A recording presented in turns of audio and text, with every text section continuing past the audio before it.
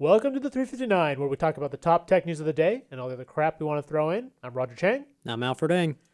So the reviews are in, and critics are decidedly neutral. The iPhone 7 is out, the iPhone 7 Plus. There's not a lot of huge enthusiasm. I think a lot of people are, they sort of say the disclaimer that this is the best iPhone that's ever been made, which of course it has to be because it's the newest iPhone. They think it's a worthy upgrade if you're looking for an upgrade, but you don't really get this phone. I mean, what did you think of the sort of the summary of the reviews that came in? I think neutral is the better word to describe all of it because that's really what the upgrade was. For them to say this is the best iPhone that we've ever had. Well, again, it's not like they're gonna go on stage and just say hey, it's not as good as the last one. Yeah, remember that iPhone 4? That was our peak. And this is okay. Basically, neutral is exactly what the iPhone 7 deserves as its review. It's faster as it should be. It did everything that it was expected to be, but it's done nothing to go above and beyond. Which we're definitely you look at competition out there. You look at the design of the phones, and I hate to bring up the Galaxy Note 7 because it does blow up with the tendency to explode. But you look at the design of that phone, and it's clear that Apple's competitors have not only caught up, but have really exceeded in some levels, sort of Apple's aesthetic advantage, right?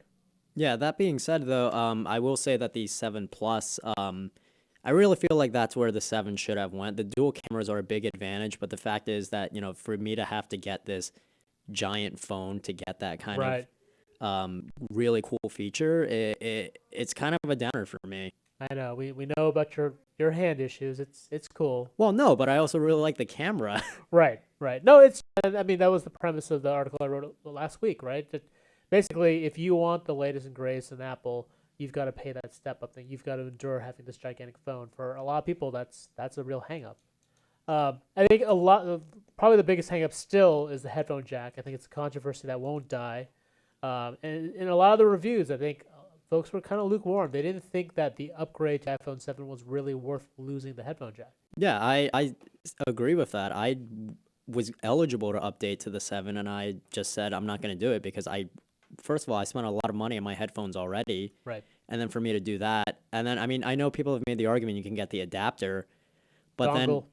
But then it gets, with me and phones, it's always been about optimizing like space in my pocket. And then for me to carry one more thing to lose, which, if you're the type of person that is always replacing your headphones or, always losing them, now it's like another thing for you to lose. And then there's the argument of basically, well, what if I want to charge my phone and listen to music at the same time? Well, then that dongle's not going to work. Fortunately, they have this other dongle that is... We're going to be living the dongle life. That's just... we're dongles everywhere. It's a dongle world. We're just living in it. That's right. No, exactly. You brought up the point. Like, those dongles are actually... they look large. The third-party manufacturers have come out with a couple. They look kind of annoying and large. And to your point of, like, having as few things as possible in your pocket, like, having 2 or 3 extra dongles, just not the greatest experience. It's completely pointless. I understand that these these headphone jacks are probably going to go away at some point as things get better. But the thing is like, I don't think now's the time to kill it off. I mean, kudos to Apple for trying to be the vanguard in this, but they're courageous. Let's salute their courage for Look, I mean, that's Apple. That's their MO. They've done this in the past. They've kind of they've pushed the industry forward. And I do think that the others will follow. We're going to lose headphone jacks everywhere. So, anyways, for more about Apple and the iPhone 7, check us out on CNET. I'm Roger Chang. I'm Alfred Ng. Thanks for listening. And that's a cut on audio recording. Let's go to the chat room. All right. Questions, comments? Come on, people. First of all, I want to reiterate my passionate hatred for the dongle. Yes. I will not be living this dongle life. So I'm just curious, like, would it not be that annoying to just leave the dongle onto your headphone? Like, leave it as a part of your headphone? I will still, what am I going to do, gaff tape it to it? Which I think is the only solution for me, because I will lose it. It's still the same amount of space, and people lose headphones, like, very frequently. They do. Yeah. Yes. And then, consider this also, you know how your headphones already get, like, really tangled in your pockets? Yep. Think about that with the dongle. That's another knot. I believe CNET has a how-to on how to tie up your earphones without... tangling them in your pocket. But does that include the dongle? No, that's true. But I think the dongle might actually guide. help because it's another that would be a guide. Our how-to people need to get on this. How to tie up the dongle without tangling up your wires. Well, then, did you see this yesterday where it was basically, I think Garmin or some other third-party company was selling basically a cord to tie your I think it was AirPods. Spigen. Yeah. It was a wire connected. Yeah, and it just go from truly wireless headphones back to. And then if only there was some kind of device that had a wire to it to keep them together. But where would we find that? Right. All right, we got a question from Mr. All Awesome. right. He wants to know, why would one need the 258 gigabyte? Isn't it just going to kill your battery? That's an interesting question. I don't think storage actually kills your battery. No, it doesn't affect it at all. 256 gigs of storage is it's not RAM, it's not processing power. It's the amount of space you have to put in photos, videos. The reason why you'd want a 256 gig iPhone, which actually to me seems excessive at this point, but if you're shooting a lot of 4K video, in particular, shooting a lot of high resolution photos, that adds up, right? You need that extra space. Well, yeah, if you're considering the iPhone 7 Plus as, the photographer's phone, you're going to be taking a lot of photos on it, and it's just, I mean, considering that the iPhone 7 Plus, or any iPhone for that matter, doesn't have expandable memory. Yeah. I mean, that's a big feature of it. I mean, it's definitely a premium. Like I have a 128 gig iPhone 6s Plus, and I find that's more than enough to meet my needs, but I don't take a huge amount of videos. You have 128? Yeah. Oh my god. Oh yeah, stepped it up. Although now it's like the mid tier. That's the middle of the road iPhone, which I'm loving. But the part about it is that you can at least splurge when it comes to how many photos do I want to take. Yes. As opposed to us with 32 gigs or 16 or.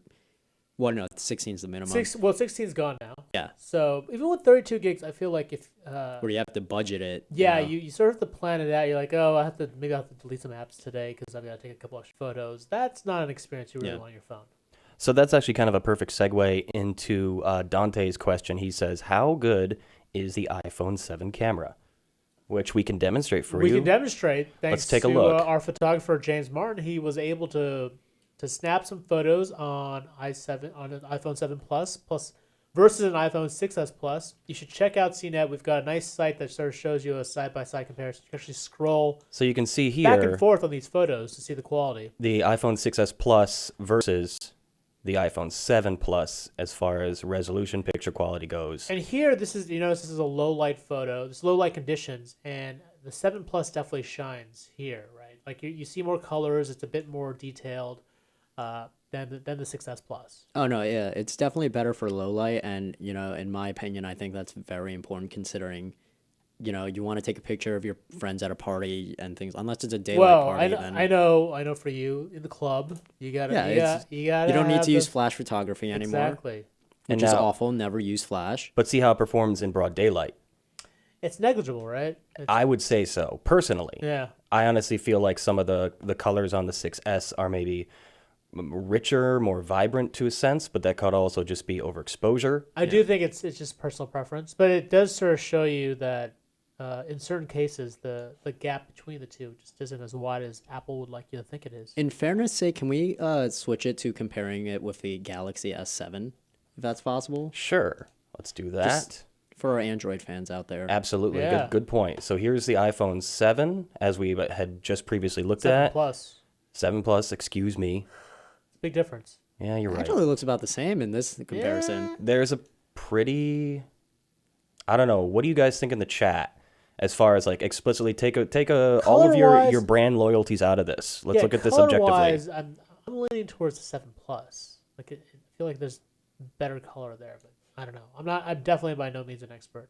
This is still a great feature. I'm really glad that James did this. This was I mean, it's really great. Just for me, being the guy who pushes buttons and isn't the tech expert, this actually helps me a lot as where I'm going, because I've been an iPhone user for some time, and the headphone thing's kind of making me reconsider my life choices. Ooh. So maybe I can start being a photographer instead. If that's the case, you should wait around. Google's gonna have their flagship phone. If you don't necessarily want a Samsung, it doesn't have to be an Apple and Samsung world. I'm actually really looking forward to that Pixel phone. The Pixel phone, yeah. Because they haven't. I think right here, although I gotta say that there's a blatant. From what we've seen, it looks really ugly. There's an absolutely blatant advantage to the Galaxy 7. Look how much crisper everything is versus the iPhone. Yeah, I see all it. the glass. Yeah, okay. Yeah. Darker darks. When you look at the glass, for sure. And I'm glad we have these different conditions to shoot in, too. Yep. This with got cloudy sky here and all that. Yeah. Great work, James. That was really cool. It's, I wonder what everyone's saying in the chat. Oh, for those, Preet's asking about the waterproof. And to an extent, he's asking if you can take it in the shower. I don't know if we can really endorse that. So I probably wouldn't shower with it. Why would you have your phone in the shower anyway? Because in case you need to get your Pokemon Go on shower, What? Pikachu's there. I don't know. No, look. For one, Look, a Poliwhirl. Let's make it clear that this phone is not waterproof. Waterproof, by the way, the definition of waterproof is something that is completely impervious to water. This is a water-resistant phone. Resistant. IP67, which means I believe it can handle being underwater 1 meter. For 1 meter for 30 minutes? 30 minutes. And we threw ours in a fish tank. Okay. And it came out fine. Okay.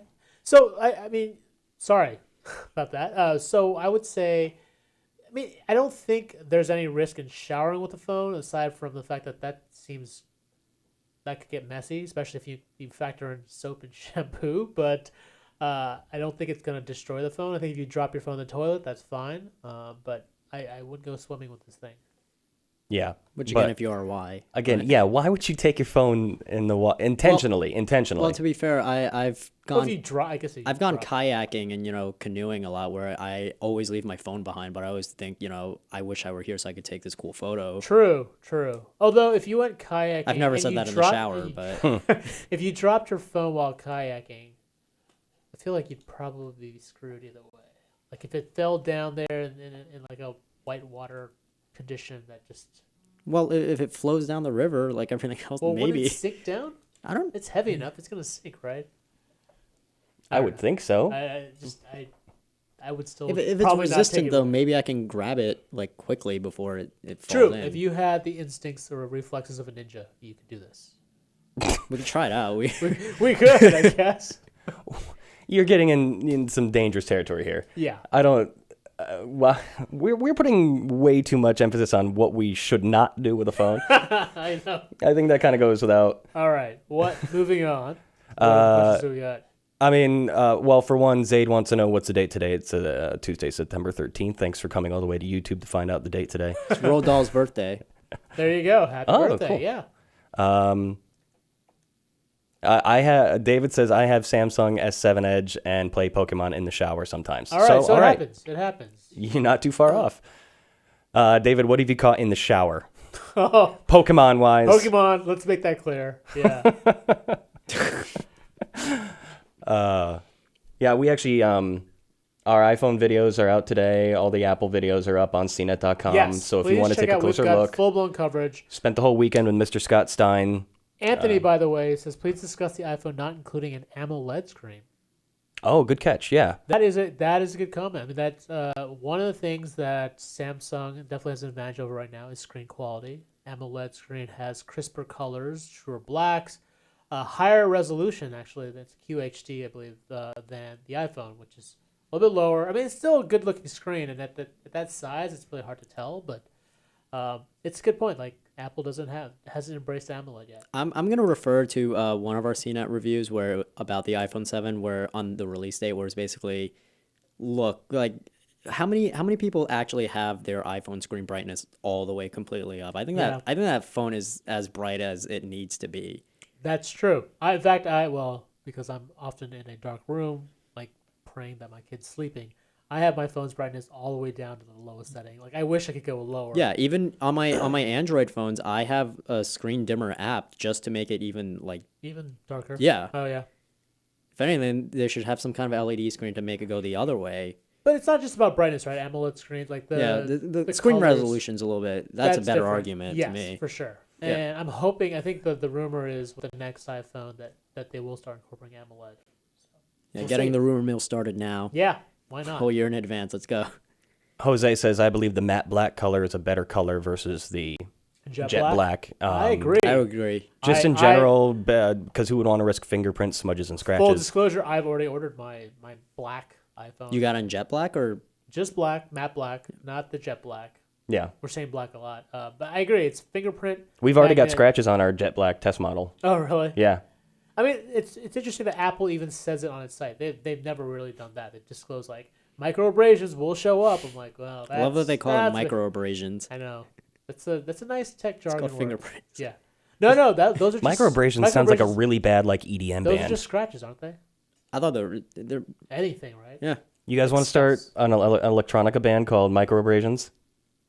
If I played any instruments, I would love to do that. Come on, it'd be fun. Not talented at all, though, unfortunately. It would just start the CNET band. We're called Microabrasions. Stop with your microabrasions. Either that or I always like the term chamfered edges. What's that jargon for? Those are the this is I think 2 models ago. The kind of like the shiny edge, polished edge on the iPhone 5. Oh yeah. I think I have one. Chamfered edges. That was like for a while. Everyone was really obsessed about chamfered. Craig wants to know if anyone's tested the AirPods yet. Which until I want to just say like, and this is I'm going to AirBuds. Yeah, I'm an idiot because I've been calling them AirBuds for the last 2 weeks. Right. Because apparently I really like the Disney movie about the golden retriever. So yeah, somebody should just go ahead and call me out on that in the chat. I think Scott's tried out the AirPods. There is already a video up. In fact, Scott was the subject of a meme. He was basically on the front page of Reddit, his mug with those AirPods as an example of why you shouldn't be wearing AirPods. They're ugly. We get that. The general gist is they're good headphones as far as Bluetooth wireless headphones go, right. Function-wise. Sound-wise, they're fine. They're just as good or as mediocre as your standard AirPods. Absolutely. They're not any better, right? But they're $170. That's nope. Yeah, for $170, nope. You can get better headphones for that price. Exactly. You should expect better audio quality. The only advantage that AirPods have is I think W1 chip, the chip that basically lets it pair with an iPhone much easier. iPhone, yes, Apple Watch, it does do that. There's iPad. And that's the only advantage it has over all those other Bluetooth headphones out there. Well, they've also been touting their like microphone feature on it, which I don't know how if it's as good as they say it is. It's acceptable. Yeah. From what we found out, you can see more in the video that's up on CNET. Yep. Goes into better detail. We can't really show it with sound on this, but if you can check out the video, you get a little bit of a demo of how that sounds and works through. And they're fine, but I don't think there's anyone in this world who thinks that they're the most stunning new design out there. No. Kosh has a good question about when iOS 10 will come out, or when it'll actually be stable enough for us to update. Mm-hmm. Just a reminder, iOS 10 comes out today, and we believe it should be going live in about half an hour if history repeats itself. So around 1 o'clock our time, 10 o'clock Eastern or Pacific. I wouldn't upgrade to iOS 10 now. I think the last couple of times people upgraded early, they ended up unintentionally bricking their phone or losing connectivity. I'd wait for the bugs to kind of shake out, see what issues pop up in a couple of days. Brave into the new world of iOS 10. I'm anxious to see what the cutoff point is though for people who have older models. Hold off on I'm still using a 5S. I mean, I might be prompted to jump onto my 6 if it's not compatible. I think it will be compatible. It's just gonna run slower. That's what I mean. Yeah. I want to shout out to Old Time Freedom. Also, as an audio engineer, I also want a traditional headphone jack. Just putting that one out there. All right. And after that, we're just gonna let them duke it out in the chat for a while, because I think we've pretty much said that they're all there is to be said. End of the day, both of you give a 1 to 10 rating on our new Apple endeavor. I would say if you just bought an iPhone last year, I would say it's a 5. If you are up for an upgrade, it's a 7 or 8. It's a logical upgrade if your phone's more than 2 years old. But other than that, unless you're an idiot like me who needs to have the newest and greatest all the time, you should probably save your money. Wait until the 2017 iPhone. That's the one that's going to blow you away. Hopefully. I'm going to give it a 6, which was the passing grade for my high school, which is... Is that a C? Really? It passes. It passes, but it doesn't stun me or anything. I'm not going to put it on my fridge, but it passes. Look, Mom, I got 6. All right. We should wrap it up there. All right. Awesome. Well, if you liked everything you saw or heard here, check us out on CNET. Our podcast is also available on iTunes, Google Play Music, SoundCloud, FeedBurner, and TuneIn. See you all tomorrow.